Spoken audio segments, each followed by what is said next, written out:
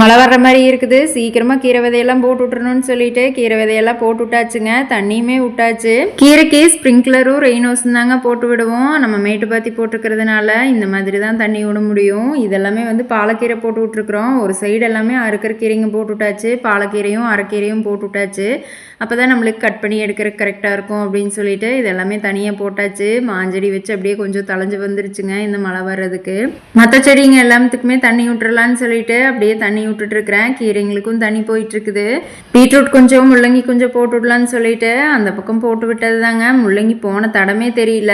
எல்லாத்தையும் வந்து கோழியெல்லாம் காலி பண்ணிருச்சு. பீட்ரூட்டையும் மட்டும் எப்படியோ காப்பாற்றி மயில்கிட்ட கோழிக்கிட்ட வாத்துக்கிட்டேன்னு காப்பாற்றி வச்சாலும் இந்த பார்த்தீனியா செடி தளைஞ்சு வர்றது கூடாதாட்டா இருக்குது. நம்ம பீட்ரூட்டுக்கு தண்ணி விட்டோம்னா பீட்ரூட் வளருதோ இல்லையோ நல்லா பார்த்தீனியா செடி வளர்ந்து வந்துடுதுங்க. அதையெல்லாம் களை எடுத்து எனக்கே ஓஞ்சு போச்சு. நல்லா லைட்டாக தூரிச்சுனாலுமே காடாயமாக பார்த்தீனியா செடி ஜம்முன்னு தளைஞ்சு வந்துடுதுங்க. இதையெல்லாம் ஒழிக்கிறக்குள்ளேயே நான் ஒரு வழி ஆயிரும்னாட்டா இருக்குது. தண்ணியெல்லாம் விட்டுட்டு இருக்கையிலேயே அப்படியே மழை தூரக்க ஆரம்பிச்சிருச்சு. சரி மழை வாட்டுக்கு வந்தால் வந்துட்டு போது, நம்ம வாட்டுக்கு தண்ணி விடுவோன்னு தண்ணி வாட்டுக்கு போயிட்டு இருந்துச்சு. இது வந்து பஜ்ஜி மிளகாய்ன்னு சொல்லிட்டு தாங்க விதையை வாங்கி போட்டு விட்டேன். அது பார்த்தா 2 எண்ணம் தான் முளைச்சி வந்துச்சு. 2ல் 2 விதமாக முளைச்சி வந்துருக்குது. சரி எப்படியோ வந்த வரைக்கும் லாபம்னு தண்ணி ஊற்றி வளர்த்திட்டு இருக்கிறேன். இது வந்து புஷ் ஆரஞ்சு. இது நல்லா ஜூஸ் போட்டு குடித்தோம் அப்படின்னா சூப்பராக இருக்கும். ஆனால் பயங்கர புளிப்பாக இருக்கும், சாப்பிடவெல்லாம் முடியாது. இப்போ தான் ஒரு 5-6 பிஞ்சு விட்டுருக்குது. இன்னும் கொஞ்சம் நாள் ஆகும் அதையெல்லாம் பறிக்கிறதுக்கு.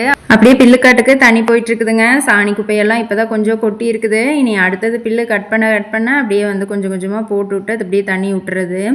தண்ணி வாட்டுக்கு போயிட்டு போகுது. நம்ம வந்த வேலையை பார்க்கலாம் அப்படின்னு சொல்லிட்டு நெல்லிக்காய் பறிக்கிறதுக்கு போயாச்சு. காட்டுக்குள்ளே எந்நேரம் இருந்தாலும் சரி போய் அந்த நெல்லிக்காய் மரத்தை நிமிந்து பார்த்துட்டு ஏதாச்சும் 2 காய் கிடைக்காதா அப்படின்ட்டு தான் பார்க்குறது. போனால் எப்படியும் 2-3 காய் பொறிச்சு வாயில் போட்டுறது. ஆனால் பயங்கர கசப்பாக இருக்குங்க.